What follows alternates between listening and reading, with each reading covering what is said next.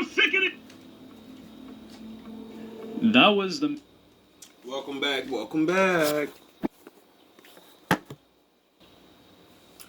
So, now we found another one of Drake's old ghostwriters. And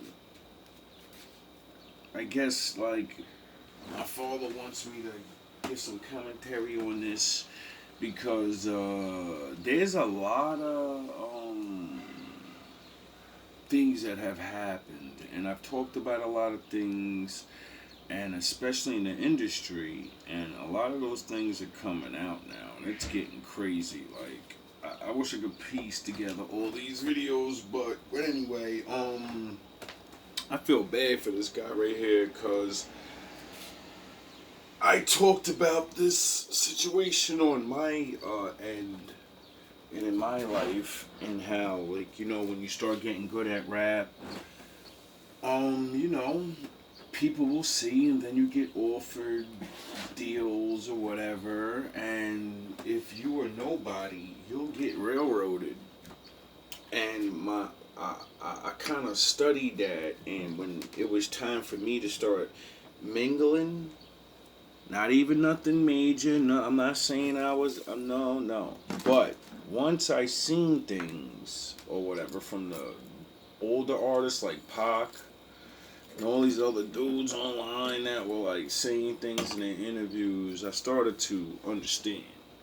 So, this is sad. When you're one of the best rappers, like I say many times, the best of everything will never be heard, will never be seen, because men are unfair.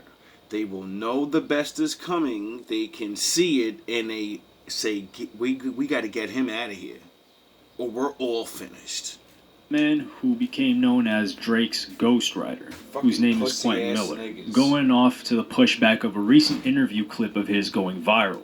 I've been still writing for people ever since. You know, I done work with Nas, Big Sean, Jeezy, a bunch of other people, Jeremiah, Ty Dolla $ign, like a bunch of other people. Everyone ran with this as Quentin Miller saying he wrote for Nas, and Nas being one of the most respected rappers and lyricists who write his own music.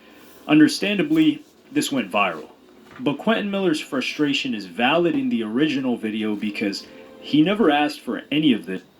What did I say about all real rappers? There's no real rapper that does not get help. All real rappers get help. Why? Doesn't matter if you write your own lyrics. Why? Because if you get in a studio with other people that rap, as soon as they start rapping their lyrics, your brain's gonna activate, so you're getting help automatically. The only true way to really say, yo, I write all this shit myself, is you don't let any influence on you. You get it? Because if another rapper that I like spits in front of me and you say some corny shit, dog, I fuck with you like that, dog. I'm gonna say something to you. I'm like, yo, that bro, or it ain't corny. It could be, what you say makes me think of a better way to say it in a better bar. I'm gonna give that line to you. I'm not gonna sit there and be like, oh, he just gave me a line, let me write it down and figure out. No, because you're rapping a certain way already, so now I gotta steal that flow or some dumb shit. I don't have time for that. And I got bars that just, you know, when you get inspired off shit, you don't worry about handing out certain things because it's limitless. Other people aren't limitless, though. And his reputation became that of a ghostwriter. It all started thanks to Meek Mill, who on July 21st, 2015, decided to go on Twitter and say the following: "Stop comparing Drake to me too. He don't write his own raps. That's why he ain't tweet my album, because we found out. The whole game know for real, they scared to tell the truth. I can't wait, talk these guys, and sit back and act like they don't know. He ain't even write that verse on my album. And if I would've knew, I would've took it off my album. I don't trick my fans. LOL." Meek Mill is referring to Drake's verse on his song Rico for his album Dreams Worth More Than Money that released several weeks earlier. Let's skip ahead. respond was Noah 40 Shabib, also known as OVO 40, Drake's main producer, saying the following. We got 85 yards to the front of... No one can question my involvement in Drake's career. We've come a long way together. So let me start by putting something into perspective. I can count the hours that myself and Drake have spent writing, producing. So that man right there, that's his producer, whatever, he's saying me and him write. I help him write. That's what those words mean. And recording music. Let's just say... So let me start by putting something into perspective. I can count the hours that myself and Drake have spent writing, producing, and recording music. So, is the producer a ghostwriter? Technically, yes, but not really. Why? Because a producer that actually knows music, when you're in the studio, you're going to be fucking like, yo, dog, that sounded corny. Say it like this, do it like this, use these words. You know what? That bar made me think of this. You should add this, and you get it? This is how good music is made. Sometimes. Some people are actually super good and they do the shit by themselves, but they have it on the back of the album covers that they're not writing all these songs. So, it's like it's always been out there. People just don't care. Let's just say 5,000 hours. I've spent maybe 30 minutes in a studio with Q. Nice enough guy, very talented. If you're asking if Q, he's referencing Quentin Miller, contributed to If You're Reading This, the answer is yes. You can also read that in the credits. Rap has a stigma about writing your own lyrics, and rightfully so. It's a very personal art form, and it's rooted in speaking truthfully. We go beyond the normal boundaries that rappers want to sleep themselves stuck in. We've been fighting those rules from day one. If no one noticed, there weren't many What do you mean? Who's been fighting those rules? Because if those are the rules, why are you trying to break the... Oh, you're not really a part of it, and you're people trying to get in it, and then say, you know what? We can make all the greatest music, but guess what? We're all going to find out it's 100,000 of yous not only having secret writers, you're paying off other artists, you're doing it, you're creating a whole person. That's why people will never like it, because even though you can do these things... Come on, bro. That's the definition of manufactured and not real. Singing rappers in 2008, there's countless number ones and songs Drake has written for others, never mind himself. That's the funny part. See? You don't think Drizzy's ever, you get it? Do people understand this? LOL. So if someone wants to be upset that Drake made a great album, go for it. Get mad all day. But don't ever question my brother's pen. But the thing is, when you're writing songs as a singing rapper or whatever for singers, and you're getting it off, you can get that. You know why? Because everyone already been knew and knows singers don't write their songs. They don't get laughed at for that shit. You get it? That's been known forever. No one cares. Get it? But rap, people care. Why? Because it's the number one thing all rappers brag about. That's their bragging right. No other music does that. Rock and roll people write other songs. Every other music, people write other people's songs. It's in the open. It's known. It's not a problem. People don't care. In rap, we care. Why? Because it's fucking hard to do. That's what makes you really great over here. There's a difference in this shit. Even Drake's producer admitted that Quentin had written and worked with Drake. This put a spotlight that other writers never get shown on them. And there was a lot of pressure for Quentin Miller to say something to the public. He had been credited, those weren't hidden, but nobody really looks for the credits, or looks deep enough to find recurring names and notice patterns. And especially not after Funkmaster Flex leaks a reference track for the song 10 Bands with Quentin Miller performing it. Damn. That's something rap fans never really heard. And hearing that is much different from just seeing someone in the writing credits. Yeah. But Quentin Miller would respond saying the following. Winter 2014. I was just another guy working a job he hated with a passion for music, and somehow found myself on the phone with one of my idols. I told him I worked in a bakery, and his exact words were, "F that, you're destined for greatness." Hearing that from someone that I've been studying since 2009, bar for bar, there's no way to describe that. Most Like, imagine that. You're trying to do this for so long, you know? You get the attention of one of the most famous rappers. You start doing what's normally been done since this whole thing, probably, and then another rapper wants to call you out on it, and then because he does this, you're getting trashed, but the actual person that you're writing for, that everyone's supposed to look at and be like, yo, you ain't really that good, you know? Their careers are right. of the project was done before I came in the picture. How's that I feel? remember him playing it for me for the first time thinking, why am I here? Like, what does he need me for? The answer is nothing. I watched this man piece together words in front of me. I watched him write and replace bars 2 to 3 at a time on 6 p.m. in New York. I witnessed him light up, go in and freestyle Madonna. I took notes from the best in the game. I remember him showing me the thank you notes in New York before the album dropped, showing me the QM, telling me they put me on the credits. Ghostwriter. He attached my name to something that touched the world. When nobody would pay attention, Drake saw something in me and reached out. Of all people, Drizzy. Two artists in exact opposite spaces in their career. We came together and made something special. I am not and never will be a ghostwriter for Drake. I'm proud to say that we've collaborated, but I could never take credit for anything other than the few songs we worked on together. That's all I have to say on it. Now, that's exactly what I just explained. When you're in the studio, sometimes as a writer, being around people, they help. Or they're just speaking about what you're doing, and that helps.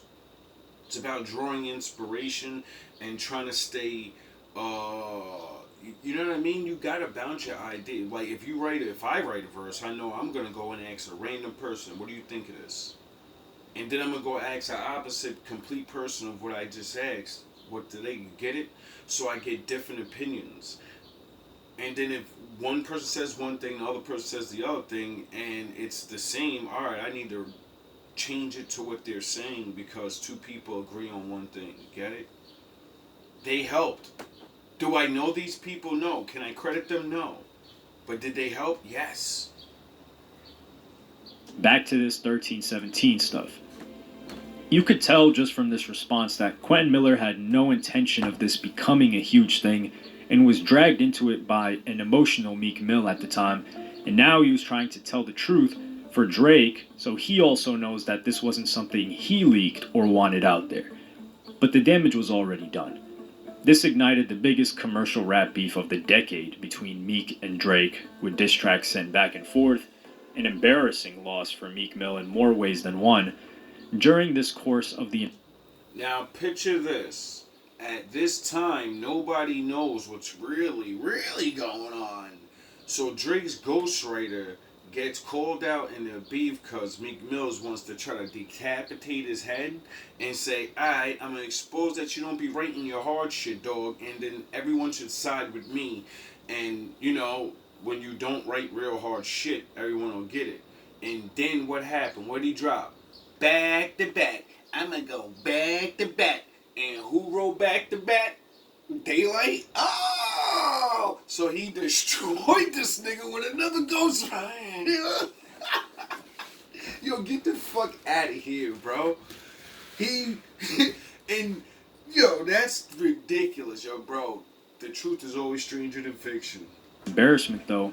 In March of 2016, Meek Mill and his crew ran into Mac Miller, and a couple of events happened.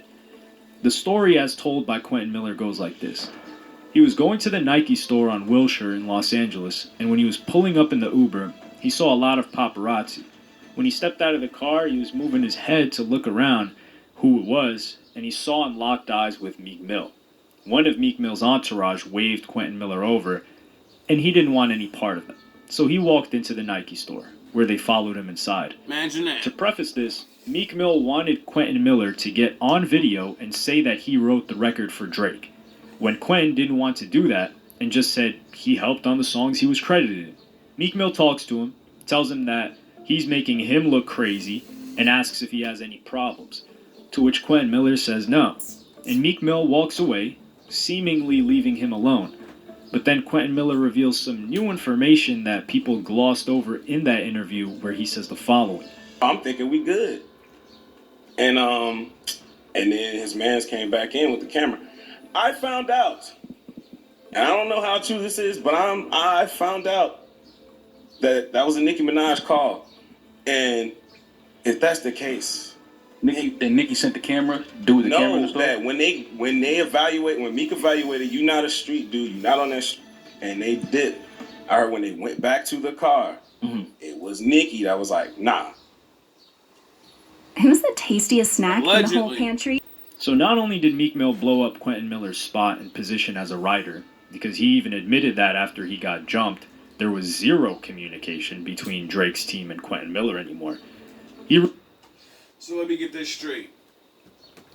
He gets jumped by Meek Mills or his boys allegedly, and for being a ghostwriter for somebody, and then that same person gets a ghostwriter, decapitate Meeks in front of everybody, and then, like, how is this fair to this man? What'd this man do? He did exactly what everybody else did, minding his business, starting his career, and now he's getting jumped and literally buried under the table. Ruined his biggest accomplishment and any future opportunities to work with Drake, as well as throwing him into the public eye when he didn't ask for it, and then jumping him on video. Quentin Miller would speak up again in mid-2018 when Drake released the song Duppy Freestyle, dissing Pusha T, where he raps, "And as for Q, man, I changed his life a couple times. Nigga was at Kroger working double time. Y'all acting like he made the boy when I was trying to help the guy." That's crazy, bro. Like, now you're a running joke. Now he's beefing with Pusha T. Pusha T does the same thing and says, yo, y'all fans is retarded. You're fucking letting this guy beat niggas with other niggas' songs and you can't see it. Then he's doing all this foul shit and he knew he couldn't beat him with that card. That's why he said, alright, has anybody got dirt on this guy? And that's when that kid shit came out. Which adds up to what Quentin himself said in his original statement. But Quentin responds with a tweet saying it was a Publix, actually. Quentin Miller was trying to release his own music during those years and somewhat faded into the shadows. Interestingly enough, eventually Meek Mill became cool with Drake again 3 years later from their original back and forth when they came together for the hit song Going Bad on his... How about that? The same two dudes that beefed and all of this, and the same dude, you take his head off, you resurrect him by doing an album and songs with him. But the ghostwriter that actually helped you write some of your dopest shit or gave you inspiration or whatever, you just leave him back to the wayside. Like, how fair is that? Because that don't sound right to me. Like, sounds kind of weird.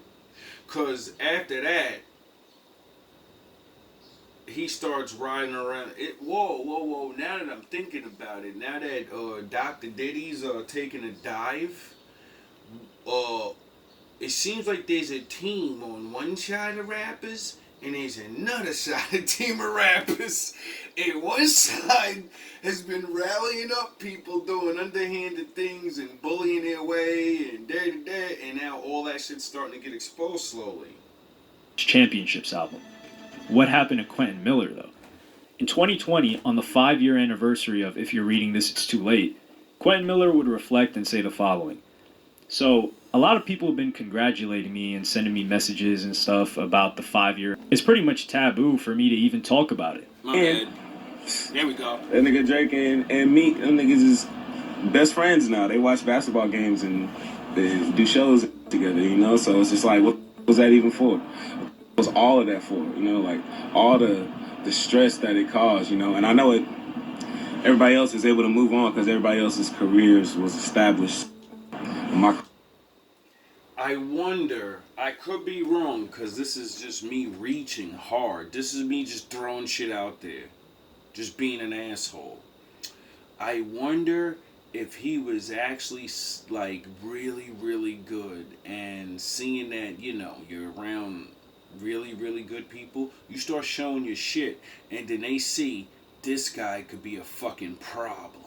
We gotta keep him where he's writing for us, but you know what I mean, we can't let him get up too high, because once he's out the gate, it's a wrap. He got you get it? And then they said, we gotta get rid of this guy. How can we get rid of him, make a whole bunch of money, and still do the same stupid ass shit? Career wasn't established, and I was looking at that. If you're reading this moment, you know, at the time when I did it, I'm coming not fresh off, you know, 3 years ago I was dropped, and not for my publishing deal, but I was dropped as an artist, and I'm working these ass jobs. I'm working Publix, I'm working Target, I'm working factories and warehouses, I'm working, you know, different temp agency gigs. And then one of the most talented writers, from acknowledgement, he's done the work, he's on the credits, and this guy's working at temp agencies and factories. Oh boy, I don't even blame these people that do it. I blame fans, because you can find us, you can see what we could do, we can and because of the contracts they signed, they can't say exactly how much they really did, so then they can be like, look, you see those lines, you love that? That's my mind. That's my world. That's not his world. And you see how you're connected to that world because you feel like that's a part of your life? Well, come listen to my fucking music. See, this is what's wrong with the world right now. This is why we all have the same exact artists over and over, because we don't, this is pathetic, bro. You're reading this came and it's like, my life is about to change, you know? This is fucked up. And, you know, it's just crazy how the best moment of my life, you know, after a tweet turned into, like, one of the most stressful moments of my life, you know? Well, I can't really, because I don't know everything, but we're in the future now. So maybe the Lord did this. Maybe the Lord allowed these things to happen to you so that you would not get caught up in the long run scheme. Because Meek is, he's getting paraded around as like Diddy's boy toy now. Diddy's going down, and Drake's getting roped up with all these allegations, and his career is starting to get in trouble. And if you were still connected to Drake as a ghostwriter, you kind of know what I mean? Like, you'd be connected to that shit. You get it? Maybe you would have got on. Maybe they would have put you on. You would have been on OVO and shit. Yeah, I'm Ovi now, right? And then Kendrick would have put your fucking name up there, your face up there. Get it? Even though you ain't probably would have been like that, but you would have been connected to it. And then you would have been finished. Get it? So maybe the Lord spared you. Overall. Because that's the only thing I can see good out of this. Everyone that shit on you is reaping what they sow. He elaborates that he also lost his relationship with DJ Drama and Don Cannon after that too, because there were rumors that it was Drama who leaked the reference track because he had some issue with Drake, and they just wanted to clear their own names and distance themselves from Quentin Miller. See how the best moment of my life, you know. Yo, dude's been trying to get rid of Drake so long, it's ridiculous. Dude's just shooting. And like, nah, I ain't take that shot. That was him. That wasn't me. Like, damn, you know, that's how bad people are. You're using other people, doing things, and then other people suffer. Like, this shit is crazy, this world, bro. Diddy Yeah. There's a lot of crazy things that's going on with this story Diddy, right? I mean, a lot of people are calling him the Epstein of the music, the Hollywood world, the business, what do you call it, the entertainment world. I'll read this story and I want to kind of get your thoughts on this here. So here's a story. Sean Diddy Combs' former bodyguard claims music mogul had tapes of politicians and princes out there.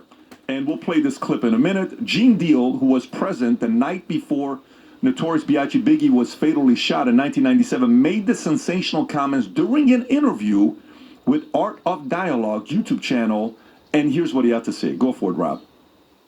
After finding out he was recording everything. But not only celebrities, I don't think it's only celebrities going to be shook. He had politicians in there. He had princes in there. Uh-oh. He also had a couple of preachers in there. Oh, damn. Is he talking about who I think he's talking about? Hallelujah. Cat Williams commented on that. Now, William definitely bought him on a preacher. Yeah, you know what preacher that is. I don't. Okay, you don't know the preacher? These niggas is well. Said every room in Diddy's mansions were wired with cameras. The footage, he had some of the pictures, and he displayed those in the lawsuit that came out. And this was used for blackmail material. They bring in these people. A lot of these people were also aspiring young artists in the music industry. And then these parties were sponsored by... They bring in these people. A lot of these people were also aspiring young artists in the music industry. I wonder who. And then these parties were sponsored by Motown Records CEO, Universal Records CEO. This goes all the way to the top. And so you get these people in compromising situations. The drinks were laced. The videotapes were hot. And then at the end of the day, you wake up the next morning, what did I do? And then they have compromising material on you. And then they can guide your career. They could kill your career. But they got you. And it wasn't just people in the music business. As you said, there were athletes, there were celebrities, there were politicians, people from the royal family. And we were also told by the former bodyguard that Diddy was an FBI informant. Oh, so wow. he was a snitch. And he was feeding information to the feds. Wow. And we don't know what that means. We haven't been able to confirm it. But even Little Rod said it's not just like Epstein. It could be worse than Jeffrey Epstein. Now, let me ask you this. When you're seeing something, I call bullshit on that because, like, like when you own an island, you really have a lot of money. When you're running mansion parties, there's levels to this shit, and what you own shows your level. You get it? When you're in the big deep waters, you get it? It just kind of makes sense to me, at least. Like, so I've been reporting on my father not playing around for a while now, and it seems like I'm gonna take a break soon and just try to figure things out, because seeing the change of events and things now, I need to go look at what was said in certain things so I can see what's yet to come. Because my father said, if you know one's past, then you shall know the future. Selling drugs, doing drive-by shootings, and all this stuff. Like, that's what they wanted these children to be, so they would go to prison and make them all a lot of money. Yeah, and based on what I read, because I really, I have to be honest, I listened to a little bit of rap, but not a lot, and apparently this is what happened to Ed Set's Tentacion, that he tried to change his ways and sing a little bit more positive, and he was not allowed. Like, records are not being pushed if you're not singing the narrative that they want you to sing, and I have said this in previous episodes before. You are here not to be entertained, you're here to be programmed. These people, when they allow you to put this music and they allow you this level of fame, is because you're carrying out a program that they need the public to. Did you know the Bible said that the true children of Israel in the future that the prophecy is they're going to be out on a corner like wild bulls. Is that not what every rap video is? And then that makes the black kids go out and enact it. So then wouldn't it mean they were on the corners like wild bulls? So did that prophecy come true? Receive. And this technique. I wonder how we could figure out who the children of Israel is. I wonder how we could figure out how to find the people of the Bible. I wonder, oh yeah, the curses. The curses. Proves it for me. It just I'm gonna say this quickly because it sounds like a very elaborate fucking scheme to pull though. Like I hear the concept, I understand the profit, but it sounds like a lot of fucking work to put this all together. Even though I understand it's very possible, but since we still are taking it with a grain of salt, I'm gonna ask the opposite questions, just to figure out the whole thing. Money. The Bible said, there's gonna be a confederacy of nations. That's a lot of people, and they're all gonna go against the Lord's favorite sons. And they're gonna make them forget their names, and they're gonna batter their brain in and make them live reverse, where their woman would pump their chest up and say, I'm the head of the household. I run this shit. And their man would be mentally weak and run the streets. And not. It's crazy the Bible said these things are gonna happen to people. I wonder who those people are. Money, indoctrination. What is the best way for you to control masses? Through these people, no? I don't think it's that elaborate, actually. If It's really not. If there's one parent company, we'll call them, they're investors, but for the sake of simplifying this, we'll call them the parent company. Mm-hmm. There's one parent company, and underneath that parent company are a whole bunch of other companies, the children companies, and some of those children are record labels, and some of those children are private prisons. It wouldn't be very hard for the parent to have a conversation with all their children and say, okay, we're going to do this together. Yeah. You're going to help your siblings, and this is how. But think about it, Alec. How many people make it